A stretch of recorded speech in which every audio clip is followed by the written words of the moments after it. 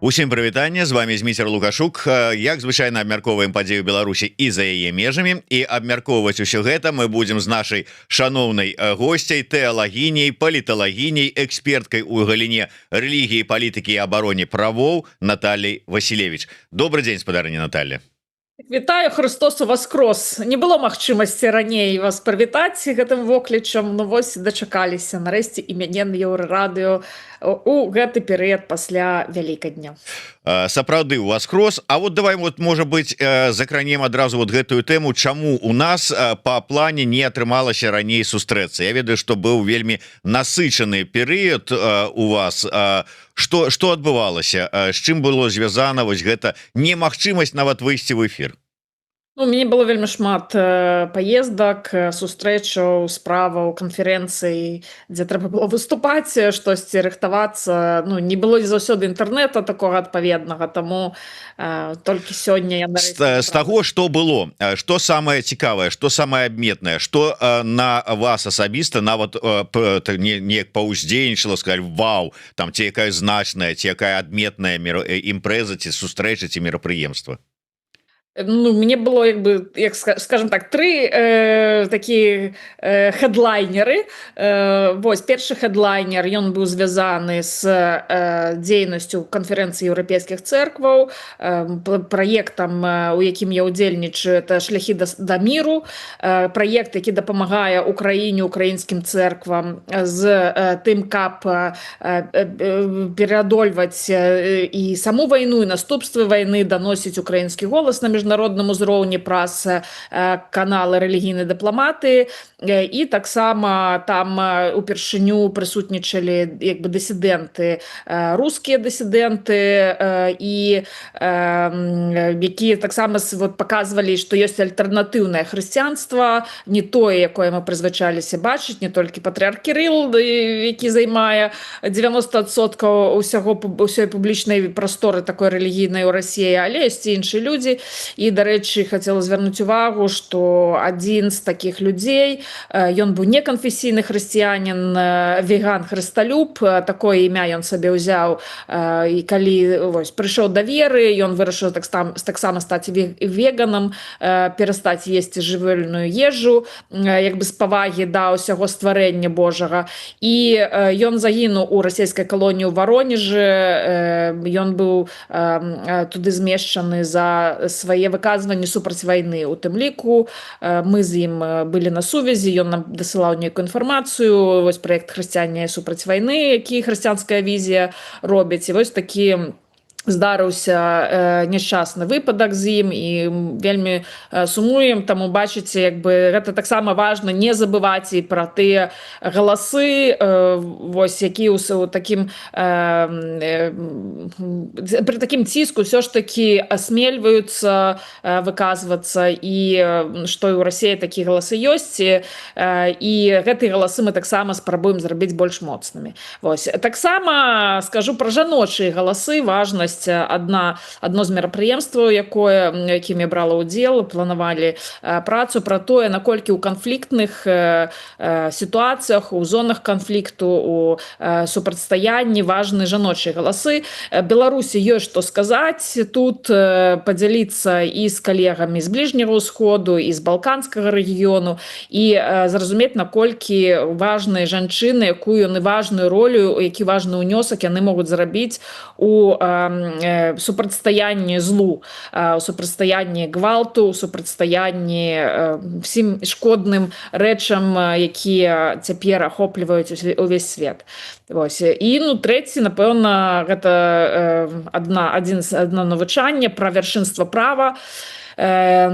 Я павінна сказаць, што таксама беларускім праваабаронцам ёсць што сказаць, калі людзі жывуць у той сітуацыі, якой жылі мы, усе гэтыя апошнія дзесяцігоддзі ў Беларусі. Ведаеце, раней была такая показка, што Беларусь гэта апошняя дыктатура Еўропы. Як выявілася, праўда такая, што Беларусь стала адной з першых дыктатураў Еўропы новай хвалі.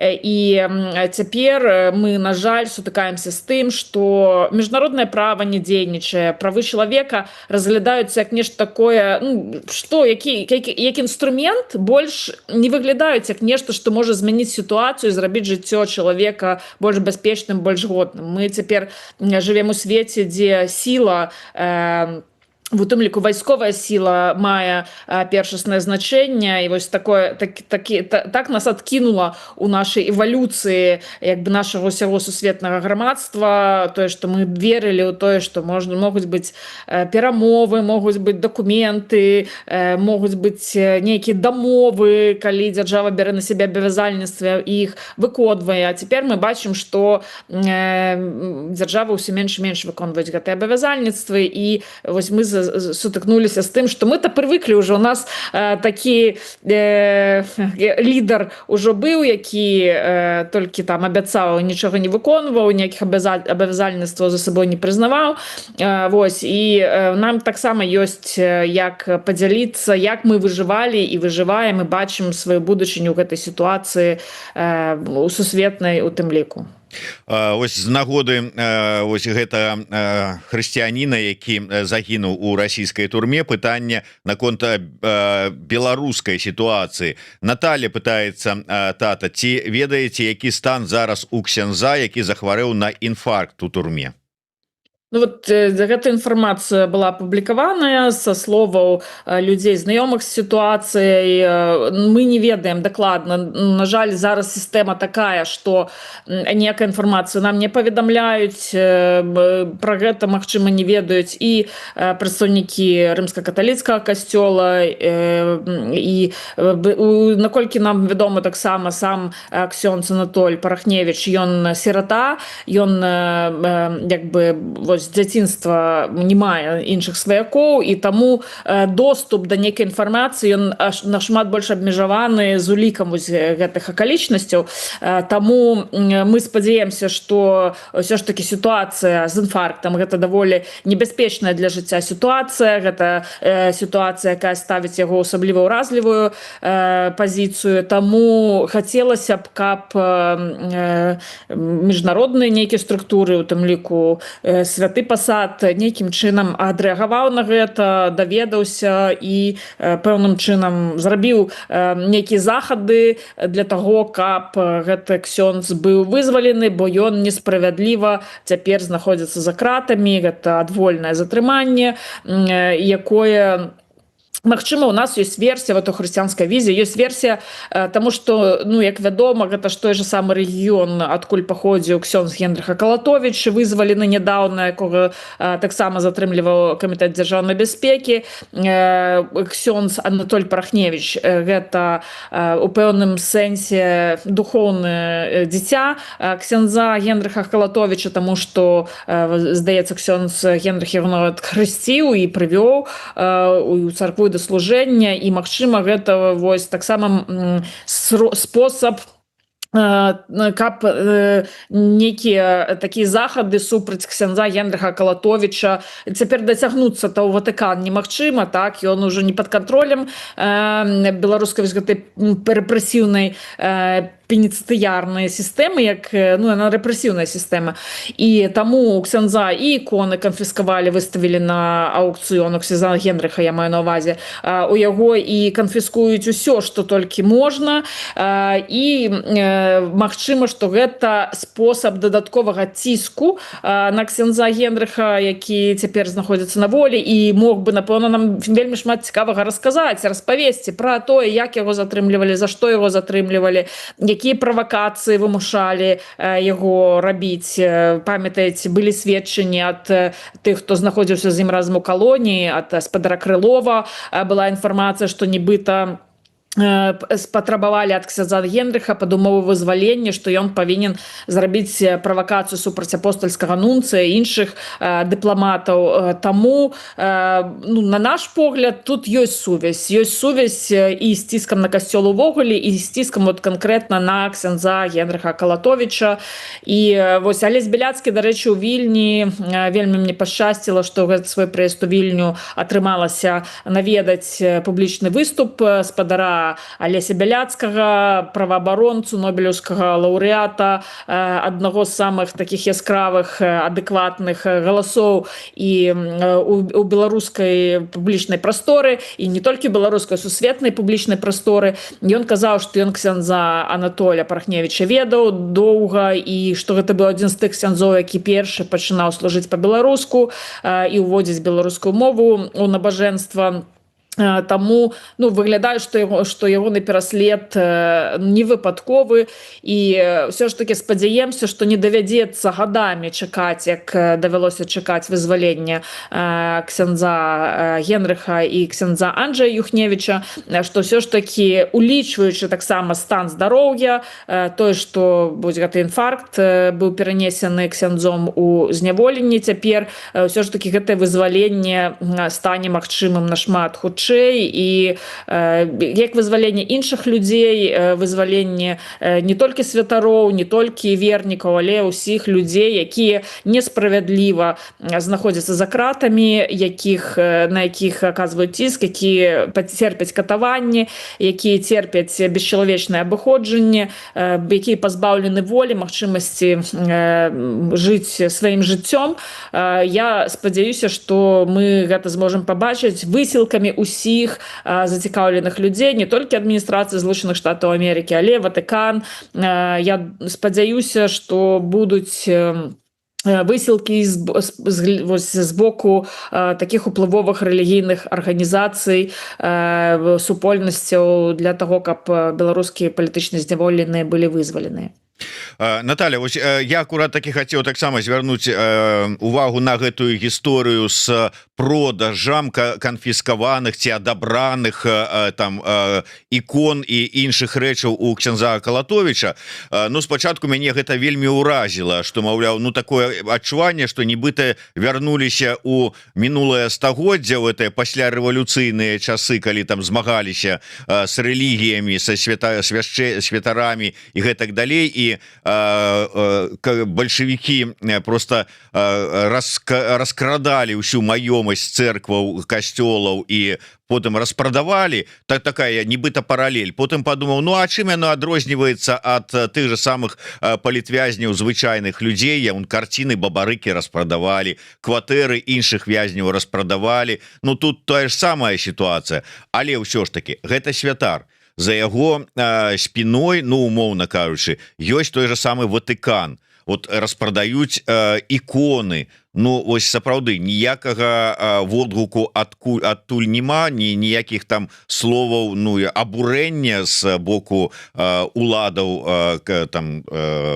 Ватыкана таго ж самага. Бачыце, мы не чуем, прынамсі, такіх словаў абурэння. Наколькі вядома, пра гэта, па-мойму, спадар Крылоў са словаў ксяндза Генрыха апавядаў, што часткова маёмасць, якая была канфіскаваная, яна была набытая за грошы каталіцкага касцёла, за грошы, у тым ліку, Ватыкана. Аўтамабіль, па-мойму, там значную частку атрымаў ці там на будаўніцтва храма, таксама грошы забіраліся на ремонт храма. То бок гэта былі не грошы асабістыя ксяндза Генрыха Калатовіча, гэта былі грошы царкоўныя, касцёльныя, якія належаць усёй супольнасці, і тым не менш, гэта ўсё, гэтыя сродкі былі сканфіскаваныя і цяпер распрадаюцца. І мне просто цікава, хто тыя людзі, якія просто не баяцца гэта ўсё купляць, як ім не сорамна, як іх гэта не грызе нейкае сумленне, як ім просто магічным чынам, як нейкія, ёсць же, звычайна ж беларускія людзі, у цэлым такія забабонныя людзі, і наколькі хтосьці вот асмельваецца гэта ўсё набываць з канфіскатаў, удзельнічаць у аўкцыёнах, для мяне як бы загадка. Я, ведаеце, у меня тут ёсць у Нямецчыне гісторыя такая. До нас на прыход хадзіў адзін жабрак, і ён як бы пастаянна прасіў дапамогі грашовай, яму дапамагалі, і аднойчы ён скраў камп'ютар у святара. Святар не зачыніў свой кабінет, там стаяў яго на камп'ютар, он скраў і вынес некуды прадаваць. Гэты камп'ютар знайшлі праз, там стаяла прылада такая для пошуку камп'ютара. Карацей, доўга распавядаць, гэты чалавек трапіў за краты за іншыя злачынства. І вось гэты святар прыйшоў аднойчы у турму для таго, каб служыць службу для вязняў. А тут глядзіць, прыходзіць на службу, а там ягоны знаёмы знаходзіцца. Ён кажа: ой, прывітанне, што ты тут робіш? Цябе што, пасадзілі? Да, тут вот я нарабіў справу. Іншыя вязні пытаюцца: а што, вы яго ведаеце? А, так, у нас тут была гісторыя, ён камп'ютар скраў. І гэты вязні такія, такія крымінальнікі, яны кажуць: ювелірную краму абрабаваць, гэта гонар. Краму просто там штосьці вынесці, гэта гонар. У бацюшкі камп'ютар скрасці, ты што, не багіся? Гэта недапушчальна нават у нашай, паводле нашых вот таких крымінальнага свету паняццях. Вось. І я думаю, вот прыкладаючы на нашу сітуацыю, так, ўсё ж такі раней, мне здаецца, у святароў, у нейкіх рэлігійных дзеячаў быў пэўны імунітэт. Все ж такі і беларускія сілавікі, і дзяржавы, яны баяліся чапаць вось гэтых рэлігійнікаў. Мала ці што, яны там памоляцца, там нейкі рытуал зробяць, сабе даражэй. Вось. Нават калі бацюшка там штраф за перавышэнне хуткасці нейкі, яму трэба было ўпаяць, стараліся міліцыянты не звязвацца, таму што, не звязвацца з гэтымі ўсімі. А цяпер гэта ўсё прайшло, ніхто не ўспрымае людзей, якія звязаны з рэлігіяй, не ўспрымае як нешта такое асаблівае. Вось, таму рэпрэсіі іх датычаць на такім самым узроўні, а часам нават і больш. Ведаеце, вот у нас мы фіксавалі хрысціянская візія, фіксавалі выпадкі, калі людзей спецыяльна збівалі за тое, што падумалі, што гэта бацюшка. Ось там, калі там чалавек з доўгімі валасамі, там татуіроўкі былі на рэлігійную тэму: ах, ты поп, так мы цябе яшчэ патаўчэм там больш за астатніх. То бок цяпер павагі да сану нейкага святога няма, і не баяцца ні Ватыкану, ні вернікаў, ні бацюшак, нікога. І Бога, адпаведна, таксама не баяцца. Пытанне ад гледача ад вожыка патрыёта: чым можна патлумачыць рэзкае сцішэнне публічнай рыторыкі рэжыма ў бок Ватыкана? Ужо ледзь не самого папу былі гатовыя прымаць у сябе, Амбразевіч ездзіў туды-сюды, і раптам цішыня. Бачыце, цяпер у нас Дональд Трамп на парадку дня стаіць. Дональд Трамп, ведаеце, зараз таксама ў ЗША ідзе абмеркаванне, што, і, дарэчы, вельмі шмат якія хрысціянскія дзеячы, якія нават падтрымлівалі Трампа і палітыку Трампа, яны былі трошкі ў шоку, таму што Трамп посціць у сваю сацыяльную сетку, якая называецца Truth Social, да? Я не ведаю, я там не удзельнічаю, ён посціць нейкія згенераваныя штучным інтэлектам картинки, дзе ён сам выступае нібыта Ісус Христос. Вот сябе пазіцыянуе ледзь ніяк самога Бога. І на штосьці падобна. Нічога не нагадвае вам, да? Ён дзейнічае, ён ідзе па сцежцы, якую Александр Лукашенко ўжо вытаптаў.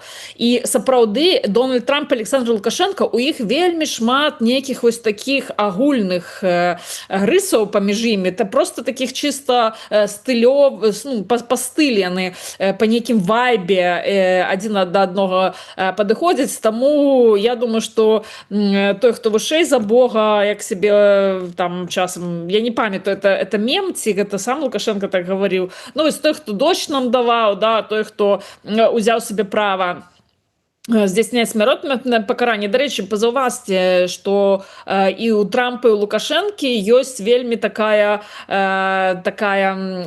ну нейкая сентымент да таго, каб смяротнае пакаранне працягвала існаваць у ЗША і ў Беларусі, напэўна, у рэгіёне АБСЕ хіба што адзіныя краіны, дзе дагэтуль практыкуецца такая мера пакарання, як смяротнае пакаранне, вышэйшая мера пакарання. Вось, я думаю, што таму папа рымскі, які, дарэчы, крытыкуе Трампа, і Лукашенко ўжо пабачыў, што так, папа рымскі, наш Леў, не такі добренькі чувак. Хаця Францыск таксама крытыкаваў, але тут пачалося, да, ўжо нават Трамп вельмі незадаволены сваім амерыканскім папам, думаў, што вось пазбавіліся ад левака такога Францыска, а ну, пазбавіліся, сышоў лявак, прыйдзе наш амерыканскі, а ён аказаўся не менш такім крытычным да палітыкі ў дачыненні да мігрантаў, напрыклад.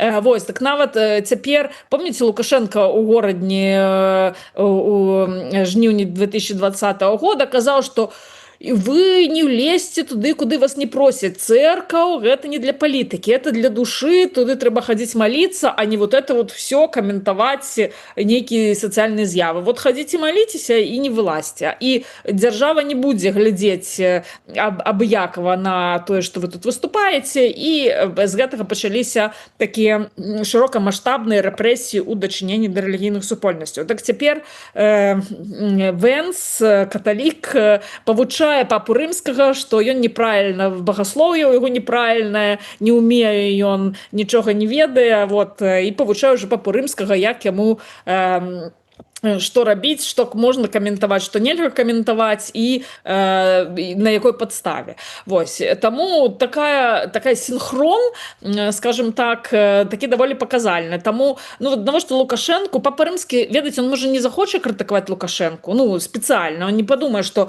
ой, вось трэба гэтага негадзяя, злодзея пакрытыкаваць і сказаць, што неправільна робіць. Але ён пачне штосьці казаць проста такое, што нават не будзе думаць, што гэтая костка ў горле да Лукашенко будет стоять, ну, небяспечны человек з небяспечным словом. Ось, і якби не спадабаецца Лукашенко, што ён гаворыць. А папу рымскага заткнуць, ведаеце, это, ну, якби цяжка, нават калі ён на тваёй тэрыторыі. Вось, і гэта можа скончыцца дрэнна. Таму, мне здаецца, больш вось так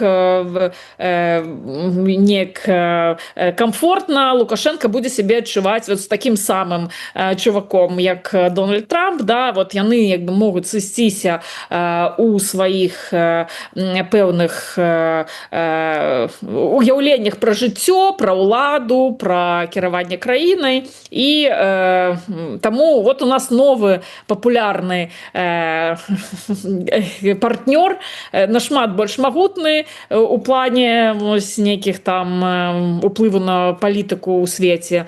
І таму я думаю, што Лукашенко трошки пераключыў сваю увагу. А ведаеце, Міністэрства замежных справаў у нас, вот спытаеце гаспадарні Тарарбекавай, вот перадаю пытаннечка наступнай спікерцы про тое, што адбываецца увогуле з Міністэрствам замежных справаў, таму што, ну, на мой погляд, адбываецца просто поўны дэфіцыт кадраў адэкватных, якія хоць штосьці могуць рабіць, таму распыляць іх на розныя накірункі не выпадае. Даводзіцца ўжо выбраць адзін накірунак і вот яго долбіць. Вот зараз гэты накірунак для беларускага рэжыму это, ну, Сполучаныя Штаты Амерыкі, як вот такі знешні заходні партнёр, праз якога можна выйсці з изаляцыі міжнароднай.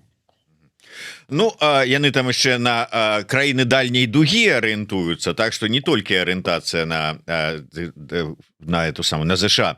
Але, Наталя, дзякуй за пытанне. Калі там выпадзе, то я, безумоўна, перадам спадарыне Розе. У мяне прыярытэт перад вожыкам патрыётам, таму што вожык патрыёт заўсёды задае пытанне, но калі можна перад ім запытаць маё пытанне, гаспадарня Тарарбекавай.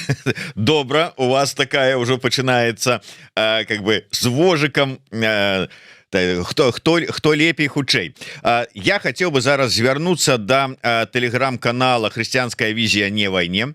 Калі хто яшчэ не подпісаўся, калі ласка, зайдите, подписывайтесь. Я звярну увагу там на один допіс. Я працытую апошні абзац з гэтага допісу у перакладзе. Раней мы паведамлялі, што ўлады Беларусі могуць у адвольным парадку забараняць уезд у краіну свяшчэннаслужыцелям, а гэтак жа не выдаваць альбо не працягваць ім дазвол на служэнне ў Беларусі. Ну гэта не дзіўна, і я б абсалютна не здзівіўся, калі б гэта было напісана з нагоды там з забароны ўезда ў краіну ці забароны на служэнне ў Беларусі, ну скажем, ксяндзу якому-нибудь. Але размова ідзе пра расійскага святара, грамадзяніна России, іерэя Антонія Бондарова, праваслаўнага святара і місіянера з России, які да нядаўняга часу служыў клірыкам мінскай епархіі Беларускай праваслаўнай царквы. І раптам такое: забаранілі ўезд, не далі магчымасць далей служыць. Гэта што такое? Вот я баюся нават сказаць, с рускім мірам вырашыў рэжым лукашэнкаўскі змагацца, ці што гэта? Ну, якби Антоній Бондаров нельга сказаць, што ён быў прадстаўніком менавіта такога накірунку рускага міра, да? Но відаць, у яго былі нейкія тут свае праблемы, з кім, якія мы не ведаем, але просто вось праз ягоных сторыс мы даведаліся раптам, што ён не можа больш служыць у Беларусі, вымушаны вяртацца ў Расію, шукаць там сабе новае месца служэння. Ён тут вельмі актыўнічаў, дарэчы, і я крытыкавала асабіста тое, што у прынцыпе з-за таго, што беларускія актыўныя святары, напрыклад, отец Александр Кухта, так, у нас это ж быў наш адзін з галоўных місіянераў у Беларусі, ён вымушаны быў выехаць, ён цяпер жа экстрэміст па розных там крытэрах, увогуле працуе ў Байсоле, але і ягоныя каналы, ўсё гэта стала экстрэмісцкімі матэрыяламі, і іншыя святары, я не буду называць менш вядомых, але такія людзі, якія былі ўцягнуты у такую місіянерскую, скажем, працу з моладдзю, прыцягненнем людзей, жанчын, потому что бацюшкі-то прыгожыя, сімпатычныя, да, прыцягнення ў царкву, скажем, стварэння нейкага такога пазітыўнага вобразу царквы, маладога, радаснага, вясёлага і адкрытага. І гэтае поле пачалі запаўняць місіянеры з Расіі, таму што працу весці трэба, неяк трэба на месца вось гэтых тых, каму заткнулі рот і каму не дазваляецца нічога гаварыць, таму што штосьці яны там не так зрабілі ў 20-м годзе і далей. Гэтай вакансіі, скажем, трэба ад кагосьці некуды браць. От таму пачалі шукаць расійскіх святароў, падобных на Кухту, скажем так, калі вобраз такі супольны нейкі сярэднестатыстычны місіянерскі вобраз взять.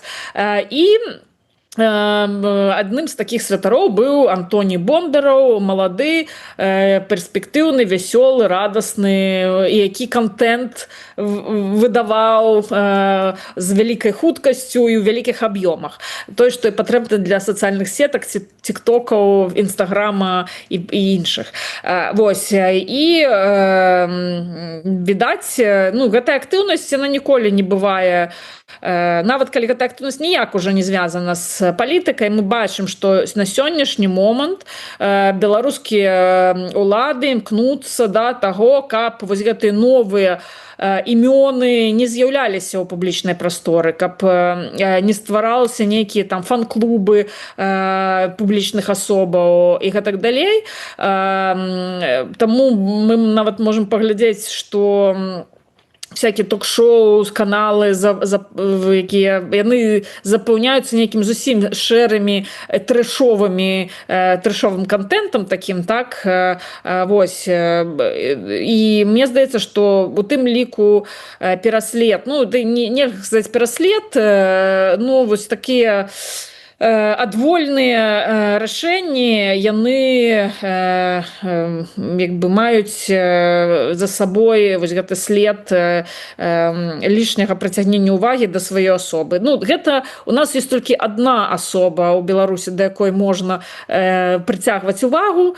Вось таму гэта асоба, самі разумееце хто, і нават не трэба называць тое, каго нельга называць, да? Вось таму але сам па сабе факт таго, што святарам, замежным грамадзянам яны знаходзяцца ў асабліва ўразлівай сітуацыі.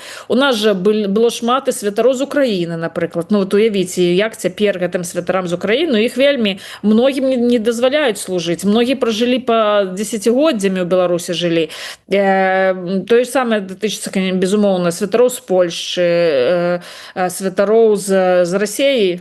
Ніхто не мае імунітэта. І з аднаго боку, як бы гэта праваабарончая тэма, з іншага боку, я думаю, што ну, ёсць тут нейкая і справядлівасць, элемент справядлівасці. Так, вот вы слушна, Зміцер, сказалі, што мы привыкли чуць пра грамадзян Польшы, ксяндзоў, а як выяўляецца, тыя самыя нормы, яны пры патрэбе могуць быць выкарыстаныя і супраць тых, хто, здаецца, лаяльны, сяброўскі, ніякіх канфліктаў няма, і таким чынам змянілася вось гэта, ну як бы гэтая пуга была, ударылі у той бок. Ведаеце, як пугай махаюць, да, так калі назад закідваюць, таксама можна каго-небудзь ударыць, самога сябе нават. Што хутчэй будзе. Наталя, давайте тады да іншай тэзісы. Що ж таки, можа, мы з вами знойдзем, што рэжым нарэшце нешта зразумеў і пачаў змагацца з рускім светам. Я зараз іншага канала, да якога вы маеце дачыненне наўпроставае таксама, гэта тэлеграм-канал Наталья з 2 Л. Там ёсць матэрыял, які чамусьці у тэлеграм-канал «Хрысціянская візія не вайне» не перапошчаны. Відаць, за фразы, за першая фраза, якая, ну, мне вельмі спадабалася. Вот адразу бачна, што паліталагіня умее у такое хлёсткае слово. Ёсць шмат прыкметаў, што беларускія ўлады узялі Свята-Елісаветинскі манастыр за мягкія пасхальныя булачкі і цвёрдыя пасхальныя яйкі за збор сродкаў на расійскую армію. Сапраўды так? Ну, бачыце, за збор і што там адбылося ўвогуле, раскажыце. Мы прааналізавалі, мы ж маніторым, гэта ж наша праца, адна з таго, што, дарэчы, вот я з адной канферэнцыі, на якой я была, я знаходзілася ў адным каталіцкім манастыры, які раней вёў вялікую такую працу супольную разам са Свята-Елізаветинскім манастыром, і калі яны даведаліся, што я з Менску, яны прыбеглі да мяне і кажуць: а праўда, што яны збіраюць дапамогу расійскай арміі? Гэта праўда? Скажыце мне, калі ласка. Я кажу, вы звярнуліся да правільнага чалавека, я адразу дастала все свае пруфы, які мы дакументавалі так доўга, ну і расказала, сапраўды, вось глядзіце, гэты факт як бы сведчыць пра тое, што гэта сістэматычная праца па зборы сродкаў для дапамогі расійскай арміі. І потым праз тыдзень, праходзіць тыдзень, яны, канешне, вельмі жахнуліся. Так, ну, кажуць, мы бачылі, што там шмат розных дрэнных рэчаў у гэтым манастыры адбываецца. Ужо ў ковід мы неяк так спалохаліся вось той пазіцыі, якую заняў манастыр. Але уж паверыць, што манастыр будзе збіраць грошы на армію, ну, мы просто паверыць у такое не маглі. Таму думалі, што гэта, напэўна, нейкая прыдумка. Гэта немагчыма просто ніякім розумам ахапіць. Ну, як бы прыйшлося ахапіць. І тут я вырашыла там яшчэ паглядзець, там штосьці. І мы сталі глядзець на гэты сайт, і глядзім, няма паведамленняў. Раптам зніклі ўсе паведамленні пра зборы на расійскую армію. Потым выступае этот пісьменнік Гаўрылаў, які там каардынуе гэту дзейнасць Свято-Елізаветинскага манастыра па дастаўцы грузаў і там чаго іншага на Донбасы, які з'яўляецца камбатантам, які са зброяй у форме па лініі вось гэтага баявога, як это, супрыкасновення, как сутыкнення, да, што ён там дзесьці ездзіць, ён са зброяй, з шэўронамі нейкімі расійскай арміі, з іншымі людзьмі ў камуфляжы там бегае. Вось, ён раптам піша: а вы ведаеце, Свято-Елізаветинскі манастыр нам ніколі не дапамагаў зброя, яны толькі гуманітарка. Яны адказваюць такое, ну вы ж самі разумееце, што ну адкуль у манастыра хіба можна на зборах сабраць такія грошы, вы ж разумееце, што падтрымка арміі, асабліва калі гэта гаворка ідзе пра тэхніку. А я нагадаю, што былі, ёсць відэо, і ёсць на нашым сайце Стоп-7 і інфармацыя пра аўтамабілі з фотаздымкамі з сайта самога манастыра, які збіраліся аўтамабілі, дроны, пэўныя лекі, ёсць там гаворка пра тое, што патрэбныя квадрацыклы электрычныя. Для каго яны патрэбны? Для мірнага насельніцтва ці для разведкі расійскай арміі? Вось, всё гэта. А тут раптам кажа, это ж вельмі такія дарагастаючыя все рэчы, ну как бы манастыр, ён такое не збярэ. Это ўсё только прыватныя донары у нас былі, мы только за грошы прыватных донараў вось гэтую всю там тэхніку набывалі для расійскай арміі. А манастыр не толькі гуманітарка, толькі там мірнаму насельніцтву. З чаго раптам? То есть яны заўсёды ганарыліся тым, што яны зборы робяць на армію, што яны такія малайцы, што браты манастыра з падвор'я запісваюцца на кантракт у расійскую армію, вось, і гэтак далей, і гэтак далей. А тут раптам інфармацыя знікае. Далей сталі глядзець. Аказваецца, ну і па пошуку я памятаю, што такі Мікалай Стараженка посціў гэту інфармацыю. Ну я па пошуку думаю, лягчэй знайсці ягоныя пасты. Тут бы гляжу, яго пастоў нават няма, выдалілі там з Вайбера, з групы і в Тэлеграме, і все гэта зачышчаецца. І, ну, як бы дзіўна, праўда? Неяк дзіўна. А адзіная прычына, з якой гэта магло адбыцца, гэта тое, што, на мой погляд, это не тое, што іх там прачнулася раптам сумленне, і яны такія: ой, што ж мы робім, як мы можам армію падтрымліваць? Не, тут прычына адна. Гэта прычына, безумоўна, тое, што беларускія ўлады не захацелі гэтага. Напэўна, нейкія папярэджанні зрабілі, неяк сустрэліся там з кіраўніцтвам манастыра, нейкая, вось, і гэта з гэтым звязана тое, што манастыр просто перастаў. Я не ведаю, ці перастаў ён гэтым займацца, але ён перастаў гэтым займацца публічна. Ёсць тут, я думаю, што і прычына ў тым, што ўсё ж такі на захадзе вось гэты вобраз манастыра і падтрымка арміі сталі настолькі таксічнымі, вот як я рассказывала, да, нават сёстры, якія там былі і прыязджалі туды, каталіцкія, яны у жаху былі ад гэтай інфармацыі, яны безумоўна не хочуць больш нічога мець супольнага з гэтым манастыром, пазакрываліся магчымасці кудысьці выязджаць, нешта прадаваць, дзейнасць такая важная для манастыра, якая была. Я думаю, што і з'явілася патрэба таксама і свой вобраз ачысціць на захадзе, паказаць, што не, мы не такія, это ўсё паклёпы, мы ніколі арміі не дапамагалі, мы беларусы мірныя людзі і гэтак далей. Ну, я прапаную пачакаць да 9 траўня, таму што звычайна это свята, дзень, на які адбываюцца в манастыры, там таксама вот гэты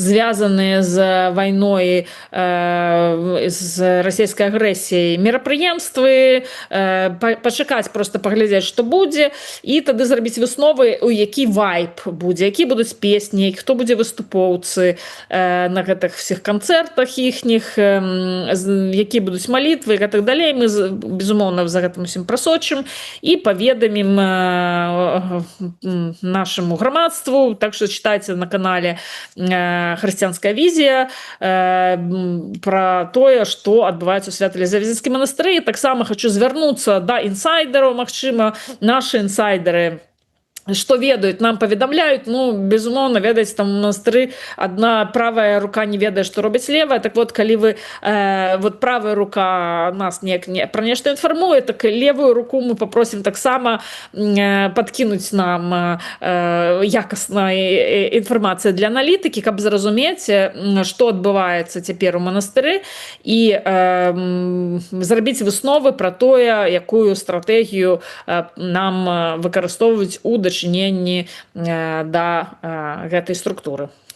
Ну так, да, зразумела, что безумоўна там песні, молитвы, гэта на падтрымку там ці там войны, ці там за здароўе акупантаў, гэта не вельмі прыемна, але яшчэ больш непрыемна, калі ідуць, сапраўды адбываюцца нейкія зборы фінансаў, і потым закупляюцца неабходныя рэчы для падтрымкі і дапамогі менавіта вось гэтай расійскай акупацыйнай арміі. І вот калі хоть нечага аднаго гэта складніка не будзе, ну найперш вось гэтай фінансавай падтрымкі фінансавых збораў, то ўжо добра, неважна з якіх прычынаў, але сапраўды нешта трэба рабіць з гэтым засіллем рускага света у храмах і манастырах.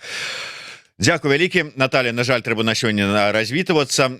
Тым не менш, я нагадаю, што мы з Натальяй Васілевіч сустракаемся раз на 2 тыдні, таму сачыце за абвесткамі. Для гэтага подписывайтеся як на тэлеграм-каналы, да якіх Наталья мае наўпроставае дачыненне. Гэта хрысціянская візія не вайне, а таксама Наталья з 2 Л. Ну і не забывайте подписываться на YouTube канал Еўрарада. Ставьте свае падабайкі, націскайце на званочак, расшэрвайце, калі для вас гэта бяспечна.